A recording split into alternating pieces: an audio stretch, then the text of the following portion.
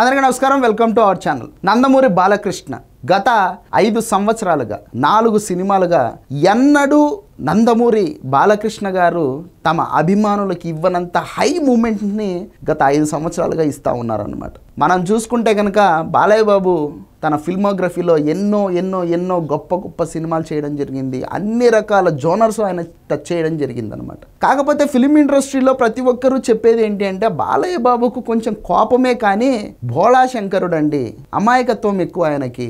ఎవరినైనా సరే ఈజీగా నమ్మేస్తారు. ఆయనకి కథ నచ్చితే చాలు. ఆ డైరెక్టర్ యొక్క ప్రీవియస్ సక్సెస్ రేట్ని ఆయన పట్టించుకోడు. ఆయనది ఆ డైరెక్టర్లది ఏ కాంపౌండ్ అనేది పట్టించుకోడు. ఆయనకు నచ్చితే చాలు చేసేస్తాడు. తర్వాత ఆ సినిమా యొక్క రిజల్ట్ని కూడా ఆయన పట్టించుకోడు అని చెప్పేసి చెప్తా ఉంటారు. సో ఇదంతా పక్కన పెడితే గనక ఇప్పుడు కొత్తగా కేవీఎన్ సంస్థ బాలయ్య బాబుతో హరీష్ శంకర్ డైరెక్షన్లో సినిమా చేయడం అనేది సినీ వర్గాల్లో ఒకంత మెస్మరైజింగ్కి గురి చేసింది. ఎస్పెషల్లీ నందమూరి బాలకృష్ణ అభిమానులు మాత్రం నెత్తినోరు బాదుకుంటా ఉండేటటువంటి పరిస్థితి. ఎందుకు ఇలా అంటే ఎన్బికే ఫ్యాన్స్ ఈ సినిమా చెయ్యొద్దు బాబు అని చెప్పేసి సోషల్ మీడియా వేదికగా వాళ్ళ గోడుని ఎల్లబుచ్చుకుంటా ఉన్నారు. వాళ్ళ బాధని చెప్పుకుంటా ఉన్నారు. వాళ్ళ బాధ ఏంటంటే అఖండాతో మొదలైనటువంటి సక్సెస్ నిన్నటి డాకు మహారాజ్ వరకు బాలయ్య బాబు కంటిన్యూ చేస్తా ఉన్నాడు. ఎన్నడూ తన అభిమానులకు అంటే గతంలో చాలా ఇచ్చారు ఆయన హై మూమెంట్స్. కాకపోతే అడపాదడపా ఏదో హిట్లు కొట్టేది, కంటిన్యూస్ గా హిట్లు కొట్టడం అనేది చాలా రేర్గా అయిపోయింది బాలయ్య బాబుకి. అప్పుడెప్పుడో ఒక 3 దశాబ్దాల క్రితం కంటిన్యూగా 6 సినిమాలు వరుసగా హిట్లు పెట్టాడు ఆయన. ఆ తర్వాత ఆ సక్సెస్ రేట్ ని మళ్ళీ అఖండ నుంచి మొదలు పెట్టాడు. అఖండ, వీరసింహారెడ్డి, భగవంత్ కేసరి, మొన్న వచ్చినటువంటి డాకు మహారాజ్ కంటిన్యూగా వరుసగా హిట్లు అవుతా ఉన్నాయి.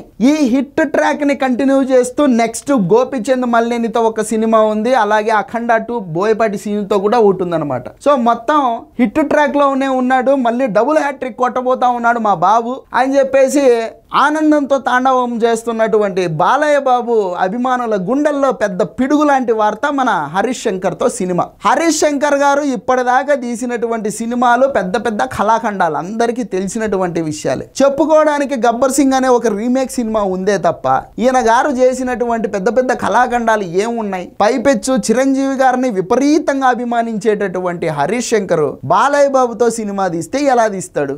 ఇట్లాంటివన్నీ డౌట్లు అనమాట వాళ్ళకు. ఆ డౌట్ల వల్ల వద్దయ్యా హరీష్ శంకర్, ఆయన తీసేదేమి సొంత స్టోరీ తీయడు, ఎక్కడెక్కడో ఏ భోజ్పురివో లేకపోతే బెంగాలీ సినిమాలో, హిందీ సినిమాలో, తమిళ సినిమాలో రీమేకులు చేసి సినిమాలు తీస్తాడు. మనకు అవసరం లేదు, మనం రీమేకులు చేయడం మానేశాం కదా. ఇతగాడు ఏదో రీమేక్ పట్టుకొని వస్తాడు, మనం చేయక్కర్లేదు, మనకు వద్దు. కావాలంటే ఏ అనిల్ రావుపుడినో, గోపిచంద్ మల్లేనో, బాబీ కోహ్లీనో వీళ్ళకే మళ్ళా ఛాన్స్ ఇవ్వు, కానీ హరీష్ శంకర్కి మాత్రం వద్దు అని చెప్పేసి పాపం వాళ్ళ గోడును వెళ్ళబుచ్చుకుంటా ఉన్నారనమాట. వాళ్ళ బాధలో కూడా న్యాయం ఉంది. ఫైనల్ గా ఏంటంటే హీరో ఎవరిని ఫైనలైజ్ చేస్తే వాళ్ళే కాబట్టి సో తప్పదు. బాలయ్య బాబు ఫ్యాన్స్ కి ఈ ఒక్క సినిమా లేదనుకోండి, ఇది నా తరఫున సలహా. మీ బాధ చూడలేక చెప్తా ఉన్నా. ఇది వీడియో. ఈ వీడియో నచ్చితే లైక్ చేయండి, సబ్స్క్రైబ్ చేయండి, షేర్ చేయడం మాత్రం మర్చిపోతుంది. Thank you.